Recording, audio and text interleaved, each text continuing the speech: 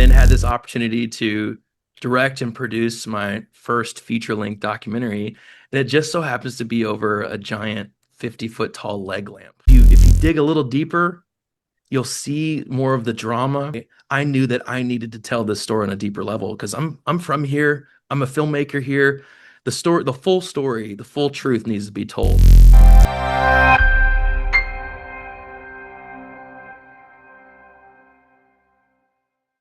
Welcome back to Talking with the Cast of A Christmas Story, the place where nostalgia sneaks up on you, taps you on the shoulder, and suddenly you're back in a world that somehow never left.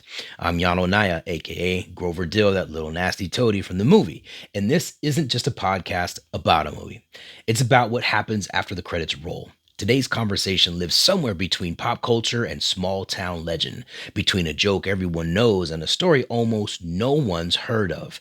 Because sometimes a symbol shows up and people project everything onto it: memories, identity, pride, resistance, and suddenly it's not about the object at all.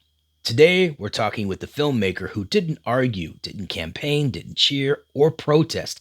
He just turned on a camera and let the truth unfold. So settle in, because this story walks softly, stands tall, and might just leave a lasting impression. Let's get into it.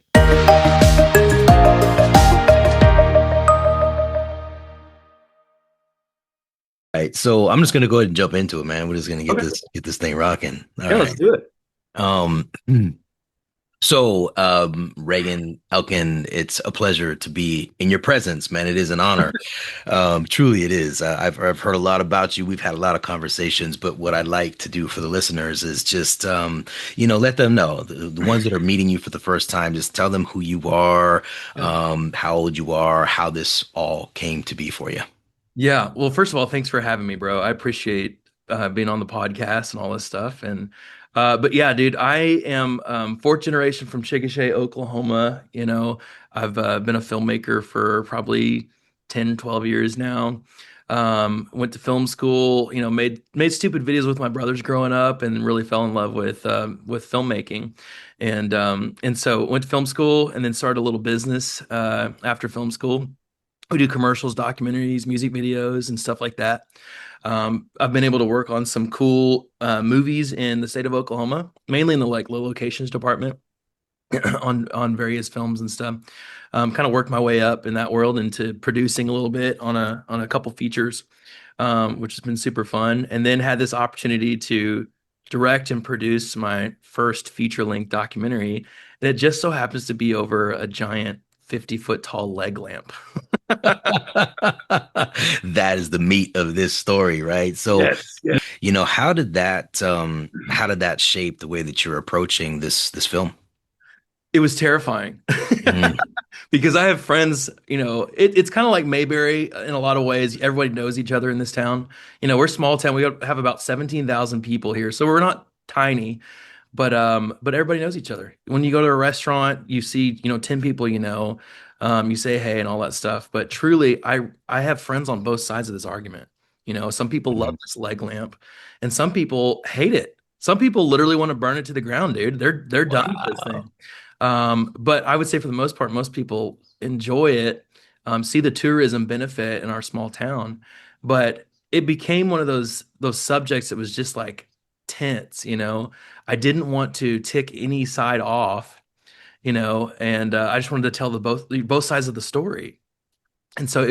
it was terrifying to a certain degree because I'd have people after a city council meeting be like, "What the heck you doing at city council with the camera, bro? Like, what's going on?" And just trying to figure out what I'm up to. When genuinely, I didn't even know what I was up to. I didn't know where this story was going to go. I just knew I needed to document this. So yeah, it was a little terrifying for sure.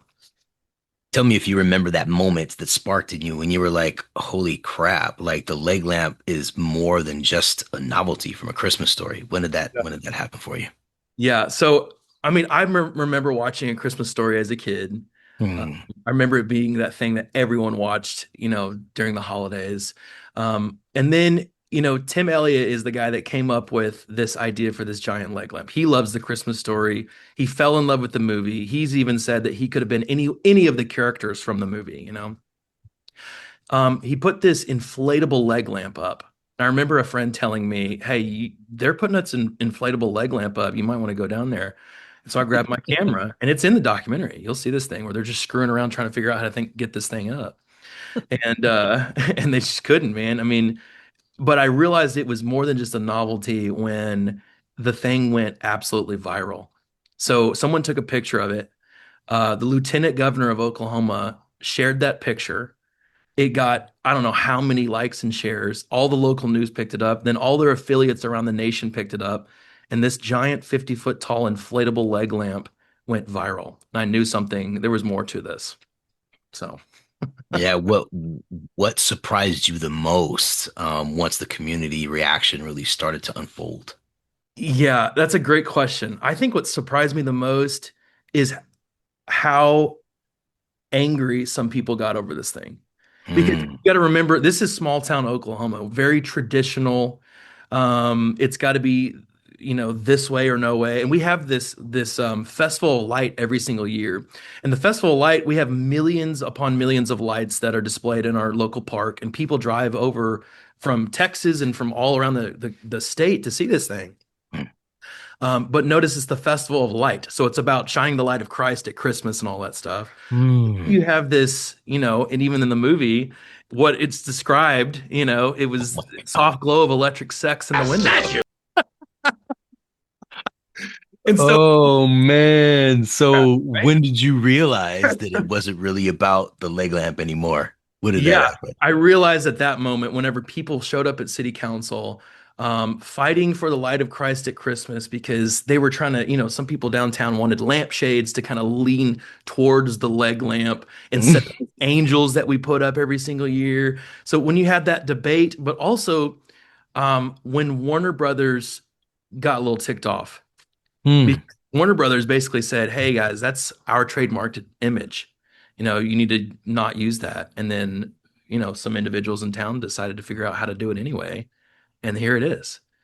So I knew it was more than just something quirky that was happening, like, during the holidays. It became this crazy story, kind of a mixture between like Parks and Rec, like that show Parks and Recreation, the drama, a little Hmm. bit of Tiger King because our main characters really hate each other.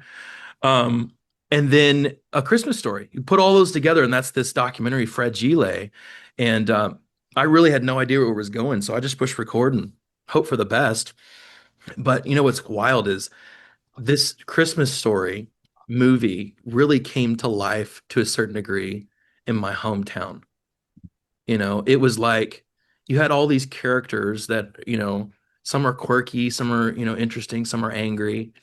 Um, but this is small town life, everyone's opinionated. They have their perspective on the whole story, but you have this uncanny correlation between the father in A Christmas Story and the mother who accidentally breaks the leg lamp. And our main characters, Tim and Lori. Tim loves this leg lamp. This is his major award. This is his idea. He's going to do it no matter what. Um, and don't get in his way. Right? And here Lori's looking at it like, oh man, I don't know about this, that type of thing. And then she's, basically saying this is against the light of Christ at Christmas and this is sexist, it's objectifying or whatever. And a lot of people in town, reflected her sentiment and they agreed, but a lot of people agreed with Tim too. So it was kind of fascinating to a certain degree being from Chickasha myself and just seeing this story unfold, you know. But as a filmmaker, I just knew that there was something more to this, and I needed to push record. That's amazing. So, I want to ask you a question as to you must have felt a lot of the times like the middleman being in the middle. So, and how did you feel about being the one that was just recording it all from both sides? I mean, like how did that make you be inspired? Yeah, so I did feel like I was in the middle. And in fact, many times each side would try to bring me into the fold, right? So Trying anti-leg to recruit lifters, you over there, they were huh? trying to recruit me, because I would record and I would listen, and I was Yes. a listening ear, and I understood. I see both sides of the argument. I get Mm, it. And so, but I had to put my foot down many times and just say, this story is about the leg lamp. I'm just following both sides. All I want to do is tell the truth about what happened, you know? And there were many opportunities where I could have leaned one way or the other, but I didn't really feel like I needed to, you know? I wanted to stay as unbiased as possible. And that's kind of my job as a documentarian. I think a lot of times documentarian journalists have lost that, where it's just like, let's just tell the story as, in an unbiased manner, and people can make the decision for themselves. I hope people, when they watch this documentary, they can decide which side they're on. Or maybe their side is, I don't even care, And that's kind of where I'm at. Like, I don't care, like, genuinely about the leg lamp being downtown. I see the tourism, love the tourism. It's bringing in thousands of people, dude. Like thousands of people and millions of dollars. That's Yeah. awesome. Who Yeah. can be upset about that? But it doesn't bother me that some people hate it, you know? I don't really have an opinion about the thing, and I don't think I really have to either. So the title of your documentary, Fragile, is very intentional, Yes, right? it is. Got a Yes, it reference. So is. what does it represent to you? So obviously Fragile is a nod to the movie. You have to have that. When the dad opens this box, Fragile. It's Sure. serious. Everyone quotes that. Yeah. So I wanted to nod to the Christmas Story because this is, I mean, the leg lamp, everything, it ties back to that movie that has really changed a lot of people's childhood and Christmases and all of these things. But it also represents, a small town who may seem a bit fragile. You know, we disagree on a lot of things. We're very opinionated. Um, and we all want the same thing though at the heart of it. And I hope people see this in the documentary. It may be a bunch of bickering, it may be a bunch of back and forth and drama and all of these things. But at the heart of the story, we all want the same thing. We all want our town to be a better place to live, you know? So whether it's through a giant 50-foot tall leg lamp idol, or it's through, pushing for the light of Christ at Christmas and keeping the angels up and all of these different things, we all want our town to be a better place, and we just disagree on how to get there. Hmm. But yeah, it's kind of a story about a fragile town, but even deeper down, I don't think we're as fragile as people may think. I think we all agree on to a certain degree. There was a lot of conversations that you had with a lot of people, right, on both sides, Yeah. and so I know that staying biased in neutral can sometimes take a toll on who you are as a man, and that's because you're doing your best to be the middleman and just hear both sides out.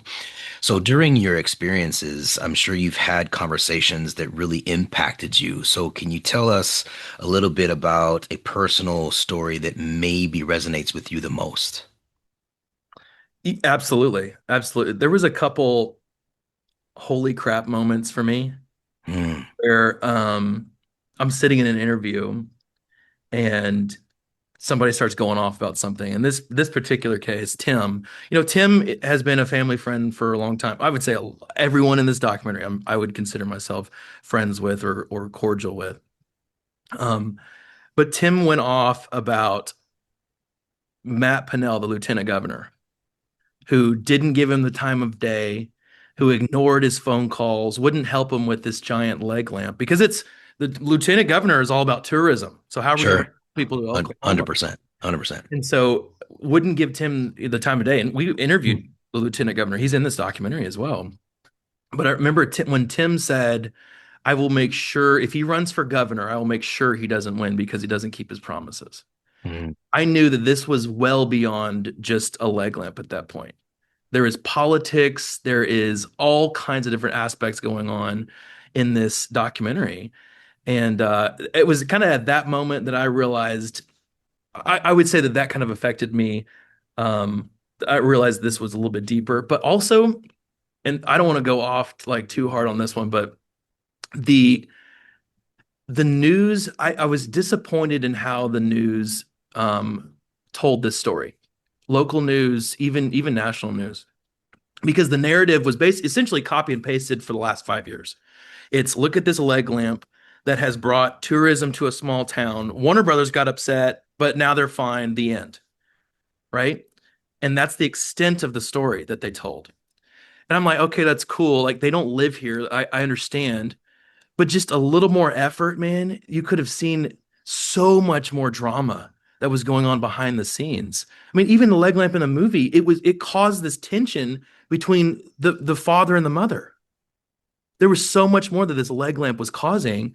It wasn't just surface level, here's a tourism item, something that we can display in our window and hopefully people will look at. There was so much more to this story. And I was a little bit disappointed with the news because of that. And even recently there's a big news publication that picked it up and it was basically the same story, you know. But I think if you dig a little deeper, you'll see more of the drama, even more of the small town charm than what I think the news picked up. So that kind of affected me a little bit. And it almost was one of the reasons why I knew that I needed to tell this story on a deeper level because I'm from here. I'm a filmmaker here. The story, the full story, the full truth needs to be told. And that was one of the driving factors. I say that that's very relevant to a majority of stories out there. You know what I mean? The news, the media, they just kind of give you topical sprinkles and never really Yeah. understand the meat of the actual realism from those who actually lived it, right? Or are there in it. And Right. so, I applaud you for taking the many, many different steps because how long did you film this for? This was over a 5-year period. Yeah, Yeah. man, that's not a small commitment, right? So I wanted to ask you like your personal relationship. How did this taking on this documentary change your relationship with where you live, your hometown, and how did it flourish with the relationships of the people around you that you probably went to school with and college Yeah. with and you know what I mean? So tell us a little bit more about how it changed your relationship with where you live. Yeah, I was really worried about what would happen afterwards, what the fallout's going to be, because some people Mm. didn't want me to tell the whole story and, go as deep as maybe I did. But shockingly, 99% of the people that I've spoken to love this freaking documentary. And that is an answered prayer, bro. I was like, man, I was sweating over that whole thing because I wanted to show the truth, but it went deep, man. It's like, okay, well, we got everything from trademark to sexism to how they built this thing to all the drama back and forth, city councils where people are cussing out the council members, all kinds of aspects of this story that maybe people didn't want to be shown on screen. But I would say nothing has really changed. I've had a lot of people ask me questions about it, and things like that. But somehow, some way, dude, people are more excited about this documentary than I ever anticipated. And I think they see the charm in this film, you know, because you have the Christmas story nostalgia. You have all of that tie that maybe these people grew up with. And then you have the tourism, and it's a story about a small town trying to make it. How are we going to, make a name for ourselves, get people to come to our town and maybe even save our stagnant, dying community? Well, let's do it with a giant leg lamp. And that's all I told. I just told the story of what happened. So I'm shocked, but somehow it hasn't really changed my relationship with the town. Well, Reagan, from an outside perspective, what I can say is that because of your fortitude, your discipline, your knowledge, your experience, and then what you strive to do with this documentary, I never knew Chickasha was a thing until I heard that there was a 40-foot leg lamp going up, and I was like, whoa, that's kind of cool. That's huge, right? That's like saying like the tallest building in the world, you know what I mean, is in Dubai, Yeah, right? yeah. Who and why would a 50-foot leg lamp be built in Chickasha, right? And so that's the extent of it. And literally, I heard about it probably 4 years ago.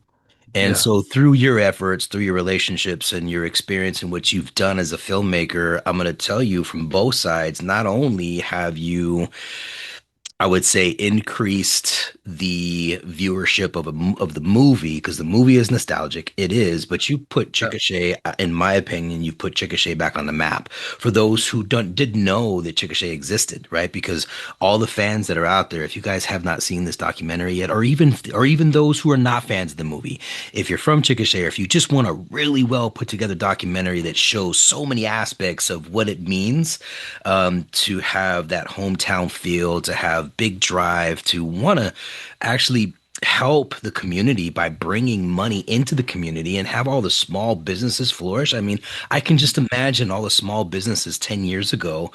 Yeah. Their numbers are way better over the last 4 years, right? I mean, they're Yeah. all tipping their hats to Tim, to you, to the exposure because of the how many more people are coming to the area to spend money on hotels and food and gas, and tourism takes um a lot of work, specifically from the governor's point of view, right? He just tells people what to do, but everybody else has to make it happen, right? So I can see and I can feel the frustration about Tim with the governor not Yeah. really giving it his all, because Tim gave it his all, right? You gave it your all. Everybody that was involved in making this thing happen gave it their all. Everybody that tried to stop it gave it their all. And that's something Yeah. that is a common thread between all of you, is that you live in this town that now has this monument, and it's Mm. only going to get bigger and bigger and bigger and bigger. Yeah. So kudos to you for that, man. Thank you. That Um, means a lot.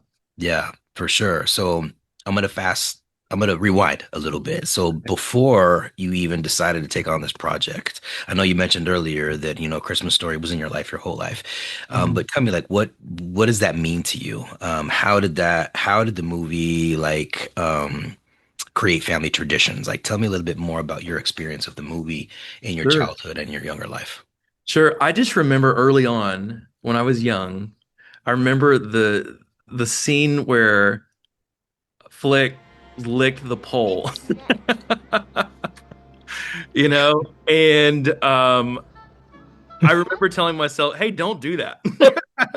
No, don't do I was that. like, don't do that. I was the I was like, same oh way. my Like, gosh, everybody like, knows it'll get stuck. Don't do yeah, that. don't freaking do that. So I remember those little nuggets, growing up seeing this thing. Because I mean it plays all the time. Even now. I mean, this thing is on 24 hours a day, on TV or and whatever. But it's just like kind of the embodiment or the picture of nostalgia to me because you have this, it seems like a small kind of town where they have their Christmas tree, they put it up, they have their own little traditions and things like that. But it became I would say the Christmas story has definitely changed now for me, Mhm.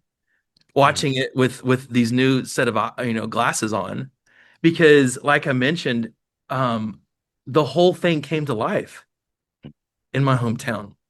Here's this an actual leg lamp. I mean, it's the same prop essentially, but they decided to make it 50 foot tall, and people complain about it. They argue, they battle over it. And even there's some animation where we nod to the movie where it's like, "Oops, we kind of broke it." Like we're trying to get rid of this thing. Some people were trying to get rid of it, and some people were trying to show it off. So that set of glasses changes so much for me when I watch it again. I'm like, "Oh my gosh, that's this character from town, and that's this character." You know what I mean? And so a lot of that's changed, but again, it's kind of the identity crisis because our small town was trying to find its identity. We have this Christmas thing going on, the Festival of Light, and it works during the holidays. People come during the holidays, but how do we get people to come all the time? And COVID hit in 2020, and I watched a lot of my friends have to close up their shops because no one was buying, and restaurants that were down 80%, you know? And so our town really stepped up, but people were thinking outside the box. Well, how the heck are we going to save our town? And Tim came up with, this leg lamp, and he had watched this film. He grew up, it changed him enough that he, you know, decided to build the giant version of this prop that he watched. It was crazy. And, Right. and some people thought he was crazy. But look at what it's done from even just years 2022 to 23. It brought in 7.5 million extra dollars in sales tax revenue. 7.5 million for a small town is nothing to laugh. I mean, it's crazy. And 300 plus thousand people have come to visit this thing. Hundreds of thousands of people. And most of them, and Amazing. you'll even see in the documentary, there's a dude with a bunny costume on. There's people that love the Christmas story Oh yeah, for enough that sure. they traveled to Chickasha, Oklahoma Oh, 100%. to come see this thing. Reagan, I've seen hundreds of comments in my group about that monument. I Yeah. mean, it's just an additional monument for the fans to go visit, like the house, the leg lamp. Like there needs to be several of them across the nation to make people like do Route 66 and see leg Yeah. lamps everywhere. You know what I Totally. mean? That would be Totally. amazing. Yeah. That'd be So awesome. that's awesome, Absolutely. man. Yeah. So how has the response been so far from people that can finally see the whole documentary? It's been positive. We get a lot of comments. The trailer did really well. It got passed around. I think people, what's funny is a lot of people commented and said, this has to be a mockumentary. You know? I had a podcaster reach out to me. It was called the Christmas Countdown. They're like one of the biggest Christmas podcasts in the nation, and he sent me a message and said we thought this was a mockumentary, and then someone told us it was real, and we want to talk. And I'm like, Right on. yeah, dude. I mean, first of all, I'm flattered. Right. Second of all, I want people to know this is real. Yeah, no doubt. This actually happened. And so some people think it's a mockumentary, it's fake and all that stuff. This 100% happened. These characters are real.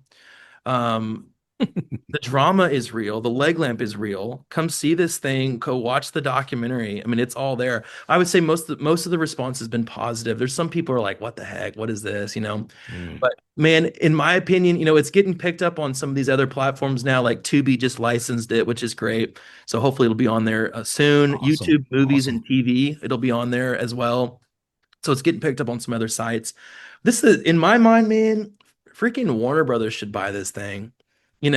Play a Christmas story, then play this documentary. Watch how a Christmas story came to life in a real way in a small town. I agree. I couldn't agree more. So, and a small town filmmaker, I don't have connections. I don't have any of that stuff. And so, we used a small distribution company to try to get on some of these other platforms. But, we're hoping and praying for some of those bigger streamers down the road. I think we're just getting started with this film. You are. You So are. I'm really hoping it gets passed around. The more that people realize what this film is about, the log line is how a giant tourist attraction nearly tore a small town apart. Mm. Tear the small town apart? No. Did it feel like it to, someone who's been here all his life? Absolutely. It felt like our town was being torn apart over a giant leg lamp. But at the end of the day, you can see what this leg lamp has done. Even in the movie, you have the tension over this leg lamp. Yeah. Look what the leg lamp has done for a small town. It's brought people to town. At least it's got us talking as well about what's the next thing. What's the next thing that maybe we can work together on to accomplish, And I hope that people even in my hometown will see that deeper meaning too. My message to them is, guys, I filmed this thing. I hope people enjoy it. I hope people see the small town charm, even the drama, all of this stuff. But at the end of the day, for the next project, let's work together. We don't have to do it at the way that we did it in the past. We can move forward and become stronger, less fragile because of it. That's awesome. I was just going to ask you that question is what do you actually want for someone that doesn't know anything about Chickasha or actually probably you've never even seen the movie, right? Because there's people out there that have never seen the movie. Imagine that. Talking. They're there. They're out there. Yeah. So what would you like in your heart's heart? How would you feel and what would you want someone to walk away with after seeing your documentary? Well, hopefully people after they watch it will share this with their friends and be like, "Holy crap, this is a crazy story." But also I hope again, I hope people will see the deeper meaning. It's a small town. We may disagree. We may be a bit fragile on the outside, but deep down we want the same thing. We want our town to be a better place. And if that's a leg lamp, so be it, man. I mean, it's brought people to town. It's brought in additional, tax dollars and all of those things. Yeah. And Chickasha is kind of considered Christmas town. And so we have the festival, like people travel in, and now people travel in all the time. All the time. Doesn't matter if it's holidays. They come all the time to see this giant leg lamp. But that also goes to show what the Christmas story has meant to so many people, you know. It's funny too, even the Christmas Story movie, it's about a kid who wants a Red Ryder BB gun. Yes. And then it's all these little sub stories about, just nostalgia. It's like, okay, we're at school and this happens and this happens and this happens and it's funny, quirky things that happen. But it's resonated with so many millions of people that now that there's a giant 50-foot tall leg, people are just traveling to see this crazy thing, you know? I think it's interesting that you brought up that the storyline about A Christmas Story because it is all about Ralphie really who is Gene Shepard, right? Gene Shepard wrote the Yeah. story Yeah. about him being a kid really wanting this Red Ryder BB gun. And what I find interesting is that there's so many backstories about all the scenes in the movie, right? I don't know Yeah. if you've ever acquired the book, actually this one right here. Uh, Quentin Schultz, I'll just give Quentin Schultz a quick shout out. Quentin Schultz was a professor, and he actually became really good friends with Gene Shepard back in the 60s, where he brought him into his classrooms to help writers how to really understand how to pick apart a story and create a story. And so he created this book, You'll Shoot Your Eye Out, nice. less life lessons from the movie A Christmas Story. So There you go. you'll shoot your eye out. Basically, he's saying eventually, if you're not careful what you do in life, you're going to shoot your eye out. There you And go. so there's many different secret stories that Gene Shepard was telling behind every scene, right? And so him Dude. acquiring this BB gun was life's work. He did everything in his power to manipulate his mom, his dad, his teachers, Santa, right? He wanted everybody to say, you can have a BB gun. Yeah. But it Yeah. didn't happen, right? It didn't happen. Yeah. But lo and behold, his dad was like, I know he wants a BB gun and I'm going to give him a BB gun because he's been a really good boy, right? And so I Mm, look at Terry, kind of like Ralphie, yeah. where he wanted this leg lamp to go up. And no matter what obstacle presented itself, he overcame that. Yeah. And the outcome to what his persistence and desire to make this happen has changed a lot of lives. A Hmm. lot of lives, bro. Like literally, regardless of the opposition, the positive outcome that has put dollars into small families, into small businesses Hmm. there's no words for that, right? And that's what I think is such a beautiful story about this documentary, about what Terry did to this community was he really helped increase the revenue for everybody. He put more food, more money in people's pockets, right? And of Yeah. course the state too, right? Because they got to get their True. cut too, right? This is So true. I mean, people yeah, even see in this documentary how many people showed up to see them light this leg lamp. yeah, Know? I mean, there were probably at least 1,000 there, coming to see this thing, and then hundreds of thousands more since then to yeah, see this leg lamp. And Tim was yeah, right, man. I mean, Tim was right to a certain degree that you got to have a reason for people to stop in. Now, yeah. whether or not you think that's the right image or right object, that's We're on you. done. Exactly. But at the end of the day, this is what happened. It was the leg lamp. They got it up, and here it is. And it's brought a ton of people to town. So for anyone watching this, I hope that people will be intrigued enough, to stop by to come see Chickasha. We have a lot more to offer than a leg lamp too. I mean, there's some really, really cool things in our town. A lot of great restaurants, a lot of great people. I love my hometown. Some really cool things are happening here. And so Chickasha is definitely a place worth visiting. And so is Oklahoma. I love this state too. It's a great place to film. It's a great place to raise a family. And that's what I'm doing, man. And but yeah, everyone, you got to have an idea, and there's people they have ideas and they don't do it. There's other people that have ideas and they will stop at nothing to get it done. And it is yeah, I mean, it's just one of those things that it happened. Here it is. Come check it out. Check out the film, fragiledocumentary.com. You can see all the different places to watch it. It's on Vimeo on demand right now, and also Fossum is a free streaming platform. You can watch it on your smart TV. But I think it's definitely worth checking out at least. Awesome, you guys. So if you are watching this documentary, you'll have all those links down below in the description as well. So I encourage you take the time, watch the documentary because it's going to burn another big piece of love into your heart, not only about Chickasha, but about A Christmas Story. So, and Reagan Elkin is the creator of it, and of course with a lot of help, but it came from his passion and his heart. So, all kudos to Reagan. So thank you, Reagan. Appreciate your time and appreciate your addition to history when it comes to the nostalgia part of Christmas Story, but also creating a way for people to see the landmark and also to get more information and more love from Chickasha. So thank you, Dude, man. absolutely. Thank you for having me, man. And seriously, I mean, it's cool even talking to you about this. I mean, I remember you in the film.